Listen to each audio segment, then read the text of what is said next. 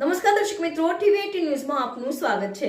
ટીવી18 news ગુજરાતની પળે પળની ખબર ધરાવતી ગુજરાતી ન્યૂઝ ચેનલ છે। હવે જોઈએ મુખ્ય સમાચાર।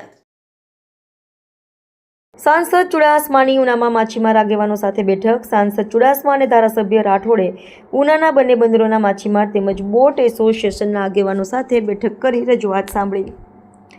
જૂનાગઢ ગીર સોમનાથના સાંસદ આજે ઉના ગીરગઢડા પંથકની મુલાકાતે હોય ત્યારે ધારાસભ્યના કાર્યાલય પર સાંસદ રાજેશ ચુડાસમા તેમજ ધારાસભ્ય કાળુભાઈ રાઠોડે ઉનાના નવા બંદર તેમજ સૈયદ રાજપરા બંદરના બોટ એસોસિએશન તેમજ માછીમાર આગેવાનો સાથે બેઠક કરી। આ બેઠકમાં માછીમારના વ્યવસાય તેમજ તેમને પડતી મુશ્કેલી અંગે બંને આગેવાનોએ બેઠક કરી હતી અને આ સમસ્યા સાંભળ્યા બાદ સાંસદ દ્વારા માછીમારો તેમજ બોટ માલિકોને પડતી મુશ્કેલીના ઉકેલ માટે સરકારમાં રજૂઆતો કરવાની ખાતરી આપી હતી અને પાકિસ્તાન જેલમાં ગુજરાતના માછીમારો કેદ છે, માછીમારો પણ વહેલી તકે મુક્ત થાય તે માટે કેન્દ્ર સરકાર સતત પ્રયત્નશીલ છે તે અંગે માછીમારોને વાકેફ પણ કર્યા હતા અને વિશેષમાં ધારાસભ્ય રાઠોડ દ્વારા પણ માછીમારો અંગે સાંસદ સાથે ચર્ચા કરી હતી અને કેન્દ્ર સરકારમાં પણ આ બાબતે જવાબદાર લોકો સાથે વાત કરવાની ખાતરી આપી હતી।